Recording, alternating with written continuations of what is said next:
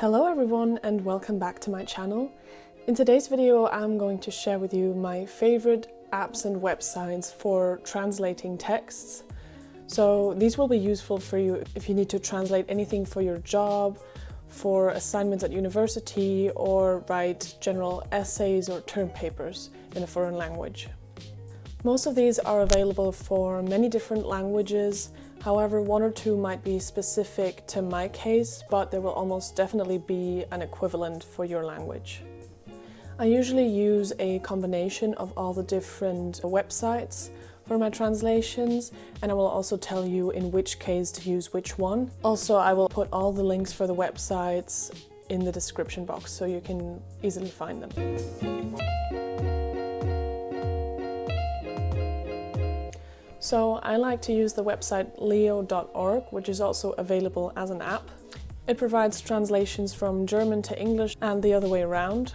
What I like about it is that it offers you many different translations, and it also tells you in which context that translation is relevant. So you can choose which translation is the most suitable for your purpose.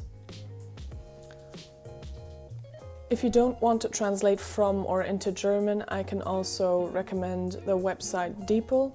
I haven't used it myself, but my boyfriend recommends it, and it also provides many different translations and puts it into context.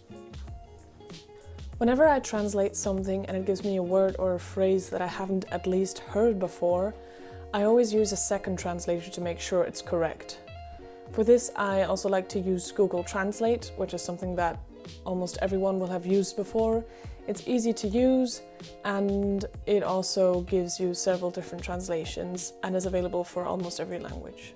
I do recommend though to handle translations of full sentences or phrases with care, because sometimes they end up not making sense, but it is very useful to be able to translate a full sentence or a phrase, because that's something that leo.org doesn't do. There you can only translate single words.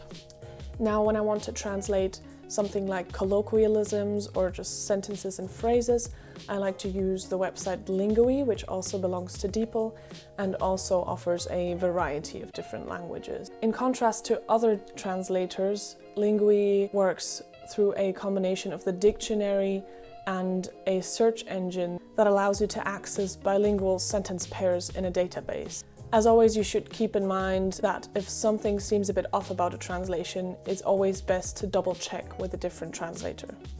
Now, that was it for the translating websites. However, I still have two more websites that I find quite useful in the context of translations, specifically for finding synonyms. So I use a thesaurus for each language that I'm translating.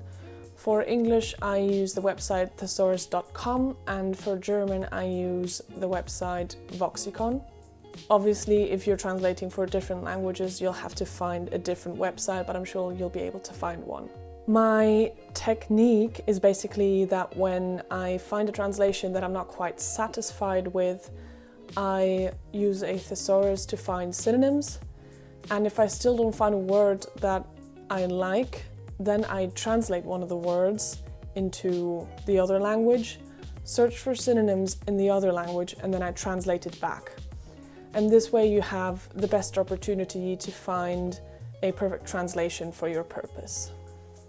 I hope you found these tips useful and that you'll be able to apply them next time you're doing a translation. Feel free to share your favorite translating websites or apps in the comments, especially if you have an alternative for a language that is not German or English, so that other people can find good websites for the languages that they need as well. If you enjoyed this video, I would appreciate it if you subscribe to my channel and give me a thumbs up. Thanks for watching, and I will see you in my next video. Bye!